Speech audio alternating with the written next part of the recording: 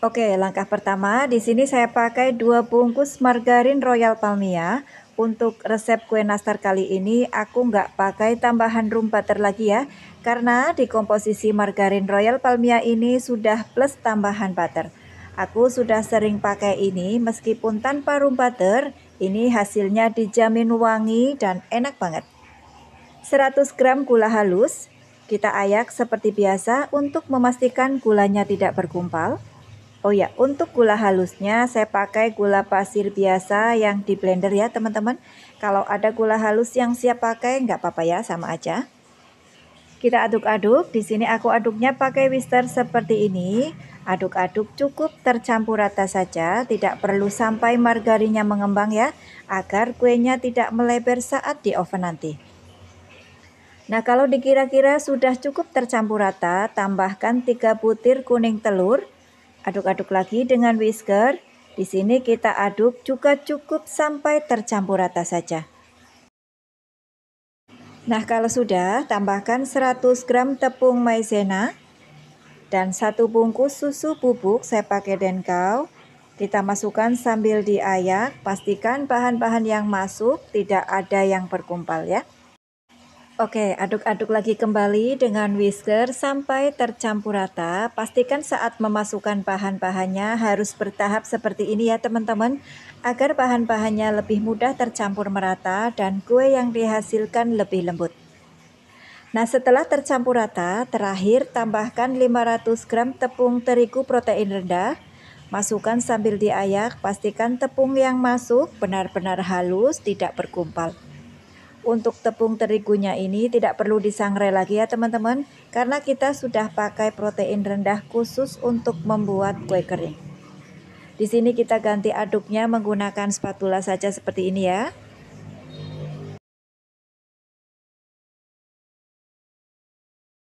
Kemudian untuk memastikan adonannya benar-benar tercampur rata, kita uleni saja dengan tangan. Pastikan tangannya sudah dicuci ya. Uleni sebentar saja sampai adonannya kalis dan tidak lengket lagi. Dan untuk teksturnya lembut dan bisa dipulun seperti ini. Nah, ini sudah cukup. Kita sisihkan, jangan lupa tutup adonannya dengan kain bersih agar tetap lembab. Berikutnya, agar lebih mudah untuk mencetaknya, siapkan sendok takar. Ini saya pakai yang ukuran 7 mili. Ambil adonannya, kita takar 1 sendok peres seperti ini agar ukurannya sama rata. Atau teman-teman bisa timbang satu persatu dengan berat 7 gram setiap bulatannya. Kita takar-takar terlebih dahulu seperti di video agar prosesnya lebih mudah dan cepat. Nah, ini sudah selesai kita takar semua, lanjut akan kita cetak ya. Sebelumnya di sini sudah aku siapkan selai nanas yang sudah dibulat-bulatkan kurang lebih sekitar 3 gram. Untuk resep selai nanas sudah pernah aku post di video sebelumnya ya. Kemudian siapkan juga loyang, jangan lupa loyangnya diolesi dengan margarin tipis-tipis. Kita ambil satu adonannya, bulat-bulatkan secukupnya saja, kemudian pipihkan. Nah, setelah pipih, letakkan selai nanas di atasnya. Lalu tutup selai nanasnya dengan adonan, rapat-rapatkan, pastikan benar-benar rapat ya. Kemudian bulat-bulatkan. Satu tips untuk teman-teman, bulat-bulatkan nastarnya sampai benar-benar mulus ya, agar hasil kuenya nanti tidak pecah-pecah atau retak saat di oven. Cetak dan bulat-bulatkan ke semua kue sampai semuanya selesai. Nah teman-teman, ini hasilnya setelah semua kue sudah kita cetak. Untuk satu adonan menghasilkan 3 loyang penuh seperti ini. Nah, ini sudah siap kita oven ya. Teman-teman, di sini aku pakai 2 oven sekaligus ya, agar lebih cepat selesai. Oke, untuk pemakaian oven listrik, jangan lupa panaskan terlebih dahulu kurang lebih 15 menit agar panasnya stabil. Baru kita masukkan kuenya. Kita oven di suhu rendah agar kuenya mulus tidak retak-retak ya. Di oven saya 130 derajat Celcius, api atas bawah selama 35 menit atau sesuaikan dengan oven masing-masing. Kemudian untuk pemakaian oven tangkring juga sama ya, harus dipanaskan terlebih dahulu kurang lebih 20 menit. Kemudian masukkan kuenya, aku panggang di rak paling atas dan paling bawah. Kita oven dengan api kecil selama kurang lebih 40 menit. Di menit 20-an kita tukar posisinya agar matangnya merata.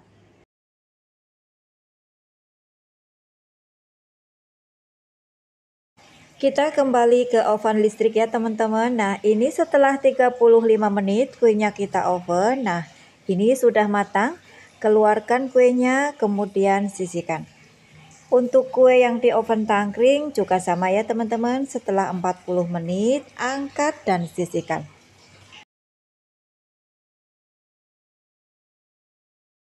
Oke, bisa dilihat ya teman-teman, hasil kuenya ini sudah matang. Permukaan kuenya halus dan mulus, tidak pecah-pecah. Kuenya akan kita biarkan di suhu ruang, biarkan sampai benar-benar dingin. Oke, sambil menunggu kuenya dingin, kita akan buat olesannya terlebih dahulu. Siapkan 4 buah kuning telur. Kemudian tambahkan 4 sendok makan minyak goreng.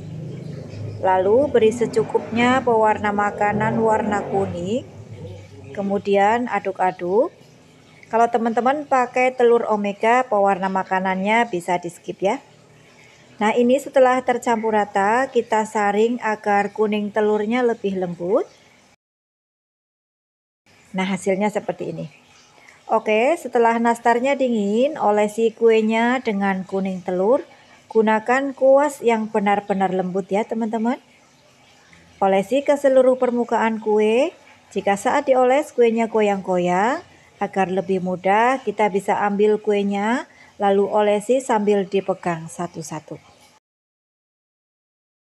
Olesi ke semua kuenya hingga selesai ya teman-teman. Nah setelah selesai, istirahatkan sampai olesan kuning telurnya benar-benar kering ya. Dan setelah kering seperti ini, baru kita olesi lagi dengan kuning telur agar hasilnya lebih cantik dan glowing. Jadi kue nastarnya kita olesi dengan kuning telur sebanyak 2 kali ya. Nah ini dia hasilnya nastar kita setelah kita oles 2 kali dengan kuning telur. Terlihat perbedaannya ya teman-teman, hasilnya lebih cantik dan glowing. Dan ini akan kita oven lagi untuk mematangkan kuning telurnya dan agar kuenya lebih tanak. Kita panaskan lagi ovennya kurang lebih 15 menit. Nah setelah panasnya stabil, masukkan kuenya, kita oven kurang lebih selama 15 menit di suhu yang sama. Dengan api bawah saja agar kuenya tetap mulus. Dan ini setelah 15 menit kue nastar kita sudah matang sempurna. Angkat lalu sisihkan. Panggang kue berikutnya sampai selesai.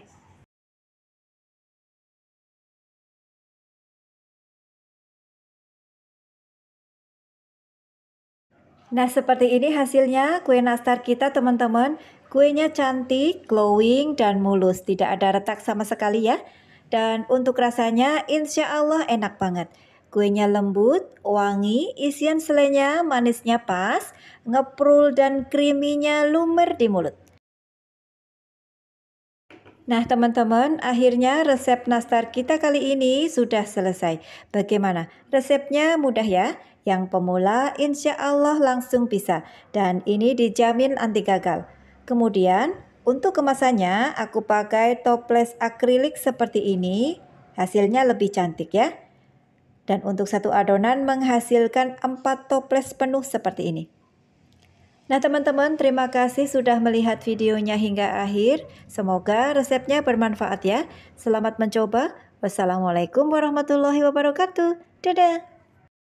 Oke, langkah pertama di sini sudah saya siapkan 4 bungkus margarin Royal Palmia. Resep kali ini aku masih pakai margarin Royal Palmia untuk rasa yang lembut, ngeprul dan wangi meski tanpa tambahan room butter. Tambahkan 200 gram gula halus. Kita saring gula halusnya agar tidak bergerindil. Untuk gula halusnya saya dapatkan dari gula pasir biasa yang di blender sampai benar-benar halus. Berikutnya, kita mixer dengan kecepatan paling rendah sampai cukup tercampur rata saja ya. Tidak perlu sampai margarinnya mengembang agar kuenya tidak melebar saat di oven nanti. Nah, setelah cukup tercampur rata, masukkan 5 kuning telur. Mixer kembali dengan kecepatan rendah saja. Cukup sampai tercampur rata saja. Nah, kalau sudah, sambil diayak, masukkan 200 gram tepung maizena dan 70 gram susu bubuk.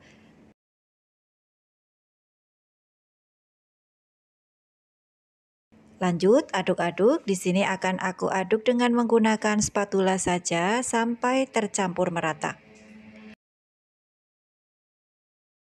Nah, setelah tercampur rata, terakhir masukkan 1 kilo tepung terigu protein rendah. Di sini saya pakai kunci biru. Kita masukkan bertahap sambil diayak untuk memastikan bahan-bahan yang masuk tidak bergumpal. Kita aduk terlebih dahulu agar bahan-bahannya lebih mudah tercampur rata. Nah, kalau sudah, masukkan sisa tepungnya.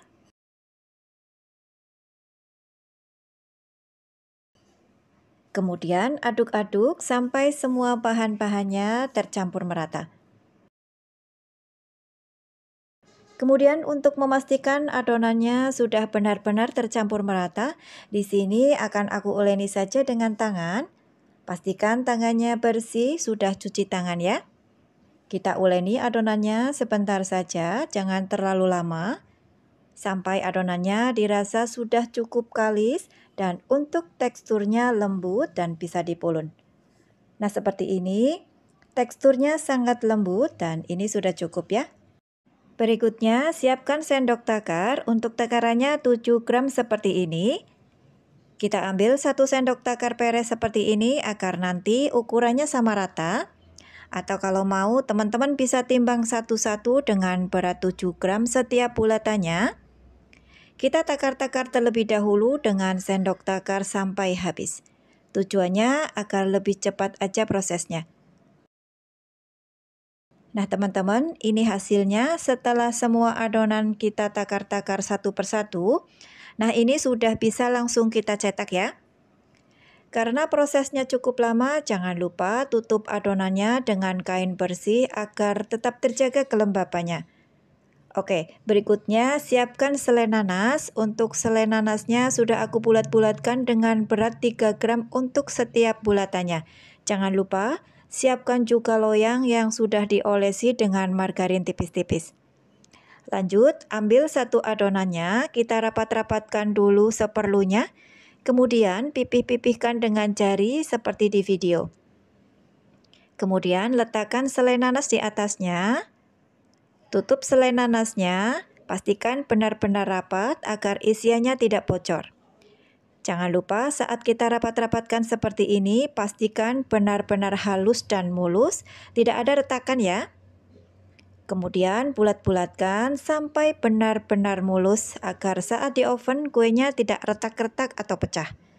Nah, seperti ini, lalu letakkan di atas loyang, tata dan beri jarak agar tidak terlalu berdekatan. Dan lakukan hal yang sama sampai semuanya selesai. Alhamdulillah sudah dapat 3 loyang penuh seperti ini dan ini akan kita oven terlebih dahulu ya. Untuk pemakaian oven listrik seperti biasa, sebelumnya oven harus kita panaskan terlebih dahulu kurang lebih 15 menit agar panasnya stabil. Baru kita masukkan kuenya ke oven. Kita oven di suhu 125 sampai 130 derajat Celcius di api atas bawah selama kurang lebih 35 menit atau sampai matang. Dan untuk pemakaian oven tangkring juga sama ya. Panaskan terlebih dahulu dengan api besar kurang lebih 15 menit. Kemudian kecilkan apinya. Lalu oven kuenya kurang lebih selama 40 menit di api sedang cenderung kecil. Dan jangan lupa di menit ke-20 kita tuker dan balik posisinya agar matangnya merata. Masih di oven tangkring teman-teman, ini setelah 40 menit kuenya kita oven, kuenya sudah matang, angkat satu persatu loyangnya lalu sisihkan. Maaf sekali teman-teman, ternyata saat proses pengambilan di oven listrik ternyata tidak ke video ya. Oke, kemudian lanjut oven kue berikutnya sampai semuanya selesai. Sambil menunggu kuenya matang semua, kita siapkan bahan olesannya. Nah, di sini sudah aku siapkan 6 butir kuning telur, tapi maaf kuning telurnya sudah diaduk terlebih dahulu jadi tidak kelihatan tiap butirnya. Tambahkan juga 6 sendok makan minyak goreng. Untuk satu telur minyak gorengnya 1 sendok makan ya. Kemudian tambahkan juga 6 tetes pewarna makanan warna kuning muda. Lalu aduk-aduk sampai semuanya tercampur merata. Untuk teman-teman yang menggunakan telur omega, pewarna makanannya bisa di skip ya. Lanjut saring kuning telurnya agar teksturnya lebih halus.